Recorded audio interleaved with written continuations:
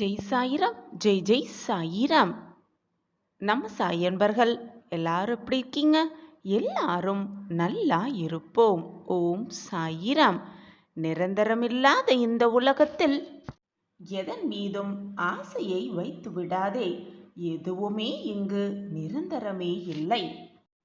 இருக்கும் வரை மகிழ்ச்சியாக இருந்துவிடு. பணிந்து போக கற்றுக்கொள். அதில் எந்த தவறும் இல்லை. உன்னுடைய உறவுகளை அதிகமாக வெறுத்து விடாதே. ஒரு நாள் உன் வாழ்வில் நிச்சயமாக விடிவு காலம் பிறக்கும். உன்னை வெறுத்தவர்களெல்லாம் மனம் திருந்தி உன்னை தேடி வரும் நாள் வரும் என்ற நம்பிக்கையோடு இரு. நீ நினைத்தது எல்லாமே நடைபெறும். நீ நினைப்பதற்கும் மேலாகவே ஆச்சரியம் நிகழ்ந்த வாழ்க்கை உனக்காகவே காத்து கொண்டிருக்கிறது. நல்லது மட்டுமே நினை, நல்லது மட்டுமே நடக்கும் உன் வாழ்வில். நீ இதுவரை எதிர்பாராத அதிசயத்தை நிச்சயமாக காண்பாய். யாராக இருந்தாலும் உண்மையான நண்பர்களோ உற்றார் உறவினர்களோ கேளிக்கை பேசாத உறவுகளோ யாரையுமே ஏளனமாக பேசாதே. ஏனென்றால் நீ காண்பது எல்லாமே மாயைதான். உன்னை விட்டு விலகி சென்றவர்களை தேடி கண்டுபிடி. அப்படியே விட்டுவிடாதே. அதில் தவறு ஒன்றும் இல்லை. தேடி கண்டுபிடித்து அந்த உறவுகளோடு நீ மனம் திருந்தி சந்தோஷமாக வாழ்ந்தால் அதுவே உன் வாழ்க்கைக்கு, உன்னுடைய சன்னதிக்கு நீ தரும் நல்ல நிகழ்வாகவே இருக்கும். உன் சன்னதி நல்லாக இருக்க வேண்டும் என்று நீ நினைத்தால் அதுதான் மிகப்பெரிய பொக்கிஷமாகவே அமையும். எதற்குமே அஞ்சாதே. உன்னோடும் உன் குடும்பத்தோடும் உன் சாய் அப்பா இருக்கிறேன். இவ்வுலகில் இன்பமும் துன்பமும் நிலையற்றவை. இன்றிருப்பது நாளை மாறிப்போகும். எனவே கவலை மட்டும் அப்படியே நிரந்தரமாக உன்னிடம் இருந்து விடுமா? நிச்சயமாக இருக்காது. அனைத்தும் மாறிக்கொண்டுதான் இருக்கும். துன்பத்தை அனுபவித்த காலத்தை எல்லாம் மறந்துவிடு. ஆனால் அது உனக்கு கற்பித்த பாடத்தை எப்பொழுதும் மறந்து விடாதே.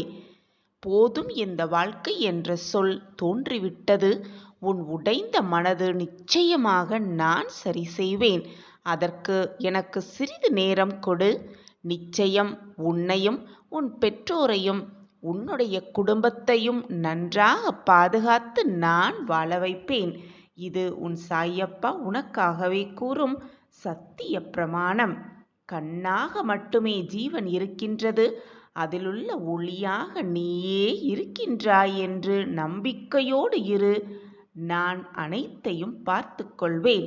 விரைவில் நல்ல செய்தி உனது செவிகளிலிருந்து சேரும்.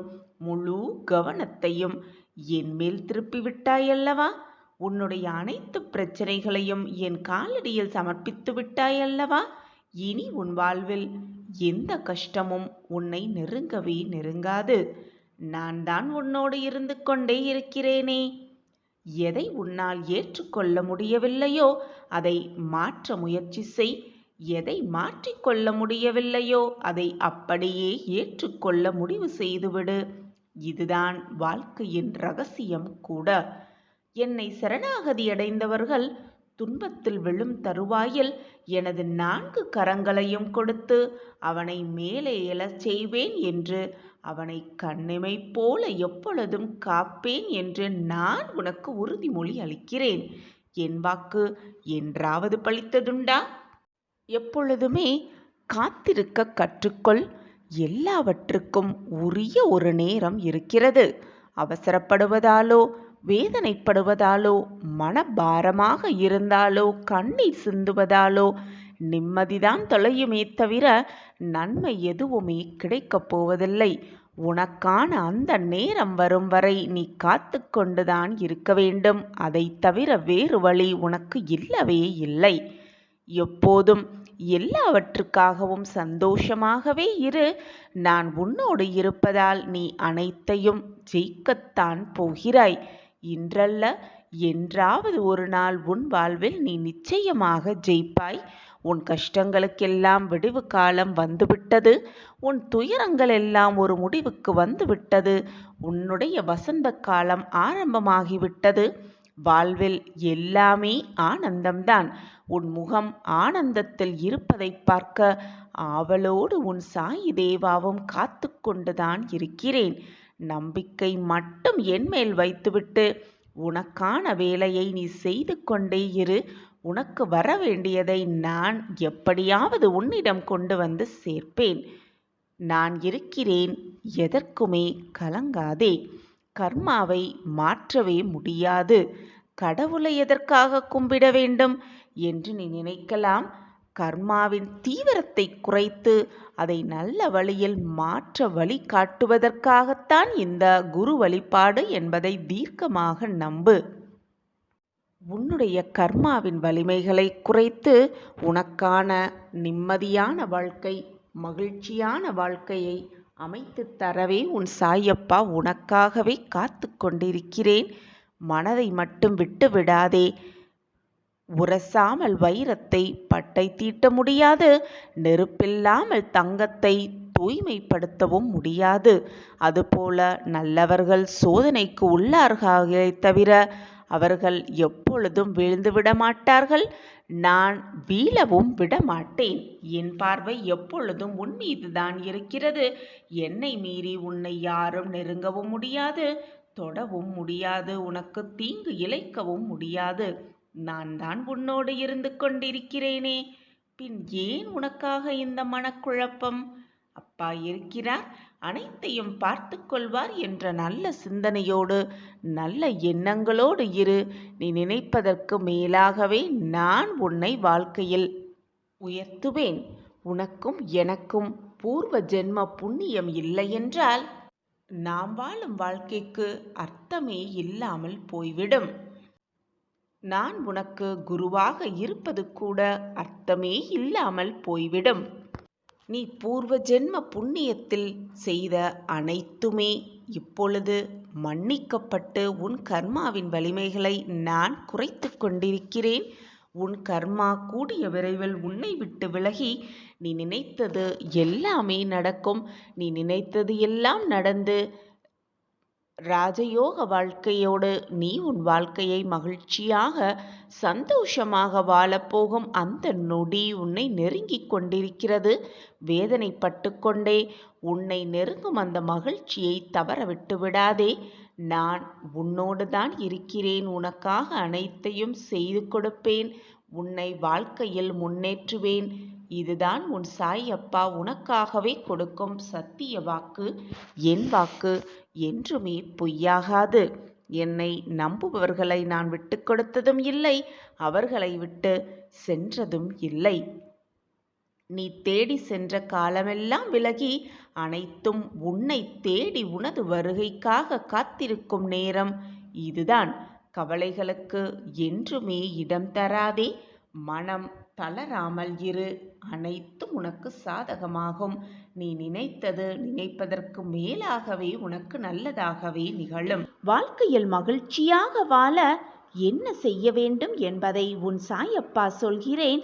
இதை முழுவதுமாக கேட்டுவிட்டு உனக்கு கிடைத்திருக்கும் இந்த பொக்கிஷமான வாழ்க்கையை எப்படி மகிழ்ச்சியாக வாழலாம் என்று யோசி. உனக்கான நல்ல அறிகுறியாகவே இந்த பதிவு உனக்கு கிடைக்கும். என்னுடைய ஆசிர்வாதத்தால் இதுவரை உன் வாழ்க்கையில் நீ இழந்தது, நீ விரும்பியது அனைத்தும் உன்னிடமே வந்து சேரும். அதனால் எதை பற்றியும் கவலைப்படாதே என் செல்லமே.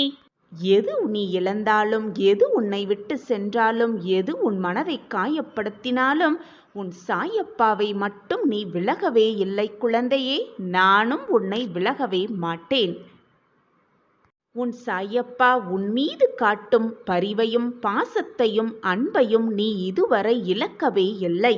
ஆனால் உன்னை சுற்றி நடக்கும் பிரச்சனைகளிலும் சூழ்நிலைகளும் நீ உன் சாயப்பா மீது வைத்திருக்கும் நம்பிக்கையை சில சமயம் சில நேரங்களில் இழந்துவிட்டு குழம்பிக் கொண்டிருக்கிறாய்.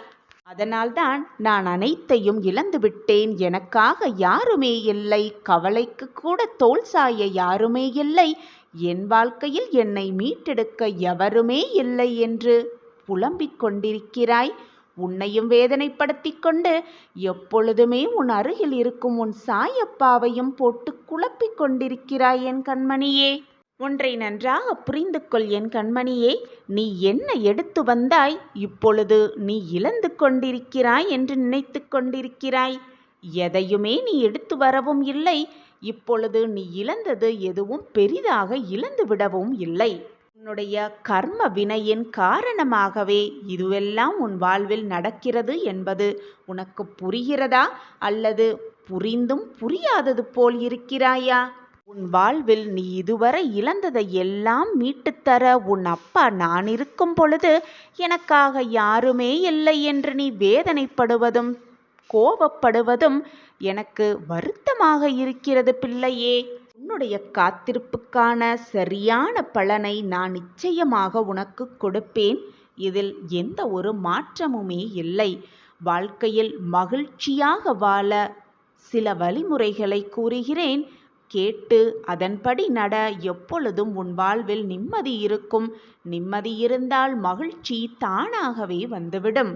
ஒரு குரு தன் சீடர்களுக்கு அறிவுரை வழங்க வந்து கொண்டிருந்தார். அப்பொழுது அவர் கையில் ஏதோ ஒன்றை எடுத்து வருவதாக சீடர்கள் அனைவரும் பார்த்து கொண்டிருந்தனர். பார்த்து கொண்டிருந்த சீடர்கள் அனைவருக்கும் வியப்பு. தன்னுடைய குரு கையில் என்ன கொண்டு வந்திருக்கிறார் என்பதை அறிந்து கொள்ள ஆவராக அனைவரும் குருவையே பார்த்து கொண்டிருந்தனர். அப்பொழுது குரு கையில் ஒரு சிறிய கயிறு இருந்ததை அனைவரும் பார்த்தனர். வந்த குருவும் தன்னிடத்தில் அமர்ந்து கொண்டார். சீடர்கள் அனைவரிடம் எதுவுமே பேசாமல் அவர் அமைதியாக இருந்தார். சிறிது நேரத்தில் தான் கொண்டு வந்திருந்த கயிற்றில் முடிச்சை போட்டுக்கொண்டே இருந்தார் அந்த குரு. முடிச்சு போட்ட பிறகு தன்னுடைய சீடர்களை நோக்கி அந்த குரு, சீடர்களே, நான் கொண்டு வந்த கயிற்றில் முடிச்சை போட்டுவிட்டேன். இப்பொழுது கூறுங்கள், நான் கொண்டு வந்த கயிறு இதுவா அல்லது வேறு ஏதோ இருக்கிறதா என்று சீடர்களை பார்த்து கேட்டாராம் அந்த குரு. அப்பொழுது கூட்டத்திலிருந்த ஒரு சீடர் எழுந்து, குருவே, இது நாம் பார்க்கும் கோணத்தில்தான் இதற்கு பதில் சொல்ல முடியும். ஒரு கோணத்திலிருந்து பார்த்தால் நீங்கள் கொண்டு வந்த கயிறுதான் இந்த கயிறும் கூட. ஆனால் வேறு கோணத்தில் பார்த்தால் இதில் முடிச்சு போட்டதால் இதன் வடிவமும் அளவும் கூட மாறி இருக்கிறது. எனவே இது வேறு கயிறாக கூட இருக்கலாம். இதில் தவறு என்று எதுவுமே இல்லை என்று கூறினாராம். நாம் பார்க்கும் கோணத்தில்தான் அனைத்துமே இருக்கிறது என்று கூறினாராம் அந்த கூட்டத்தில் இருந்த ஒரு சீடர் தன் குருவை பார்த்து. இந்த பதிலை கேட்ட குரு சிரித்துக்கொண்டே தன் கையில் இருக்கும் கயிற்றின் இரு முனைகளையும் பிடித்து நன்றாக இழுத்தாராம். முடிச்சு நன்றாக இறுகி கொண்டதாம். உடனே குரு சீடரை பார்த்து, இப்பொழுது கூறுங்கள், இந்த கயிற்றின் முடிச்சை அவிழ்க்க முடியுமா முடியாதா என்று கேட்டாராம். அப்பொழுது மற்றும் ஒரு சீடர் எழுந்து, இவ்வளவு இறுக்கமாக முடித்தை போட்ட பின்பு அதை அவிழ்க்க எப்படி முடியும் குரு? அவிழ்க்கவே முடியாது என்று கூறினாராம். உடனே அந்த குரு, கடைசியாக உங்களிடம் ஒரு கேள்வியை கேட்கிறேன். இந்த 3 முடிச்சுகளையும் அவிழ்ப்பது எப்படி என்று கேள்வியை முன்வைத்தாராம் சீடர்களை பார்த்து. உடனே கூட்டத்திலிருந்த மற்றும் ஒரு சீடர் எழுந்து, முடிச்சை எப்படி போட்டோமோ அதன்படிதான் அந்த முடிச்சை அவிழ்க்க முடியும் என்று கூறினாராம். உடனே அந்த குரு, இந்த பதிலை தான் நான் எதிர்பார்த்தேன் என்று கூறினாராம். இந்த உலகத்தில் இருக்கும் அனைவரும் தன்னுடைய பிரச்சனைகளை தீர்க்கத்தான் யோசனை செய்து கொண்டே இருப்பார்கள். ஆனால் யாருமே அந்த பிரச்சனைகளுக்கான காரணத்தை தெரிந்து கொள்ள ஆசைப்படவே மாட்டார்கள். அதை யோசிக்க கூட செய்ய மாட்டார்கள்.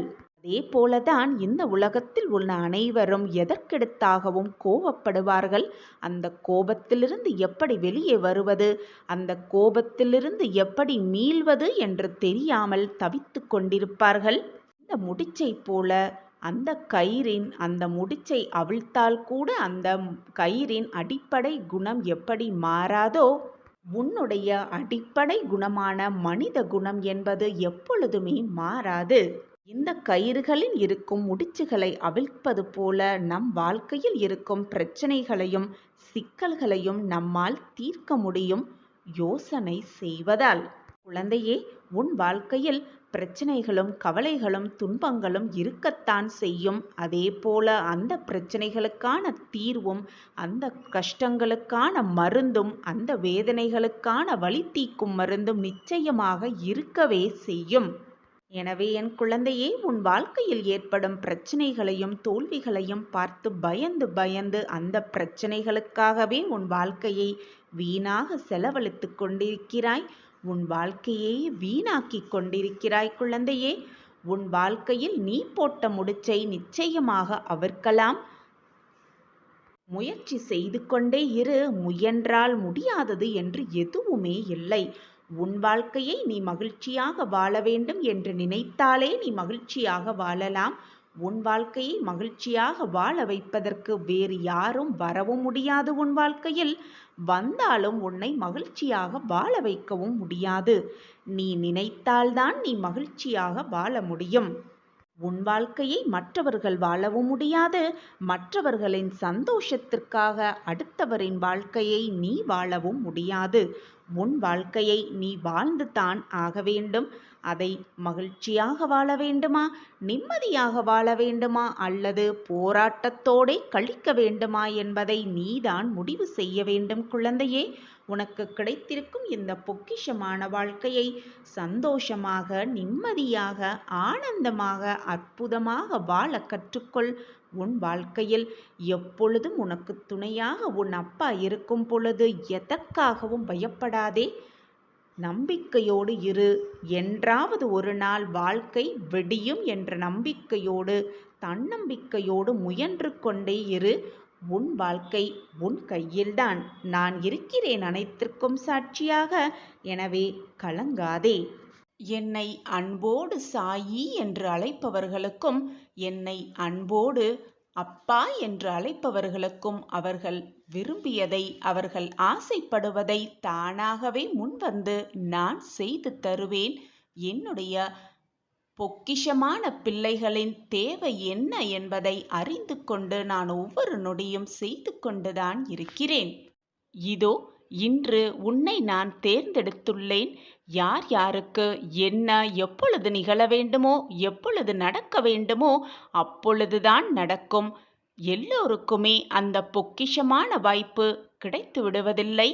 கிடைப்பவர்களுக்கு மட்டுமே இந்த அருமையான வாய்ப்பு கிடைக்கும். யார் யாருக்கு என்ன நடக்க வேண்டும், எப்படி நடக்க வேண்டும், எங்கு நடக்க வேண்டும் என்று முடிவு செய்யப்பட்டிருக்கிறதோ, தீர்மானம் பண்ணப்பட்டிருக்கிறதோ, திட்டம் தீட்டப்பட்டிருக்கிறதோ அதன்படிதான் எல்லாமே நடக்கும். நீ நினைப்பதாலோ, கண்ணை சிந்துவதாலோ, வேதனைப்படுவதாலோ எதுவுமே மாறப்போவதில்லை. நடப்பது அனைத்திற்கும் நீ காரணக்கர்த்தா ஆகவும் முடியாது. ஏனென்றால் அனைத்துமே ஏற்கனவே முடிவு செய்யப்பட்டதுதான். நீ எப்பொழுதும் என் பிள்ளையாகவே இருப்பாய். நீ செய்யும் எந்த செயலையும் தயங்காமல் செய். உனக்கு உதவியாக உன் அப்பா எப்பொழுதும் இருப்பேன் என்பதை எந்த நொடியும் மறந்தே விடாதே. உள்ளே இருந்து உன்னை இயக்குபவனும் நானே.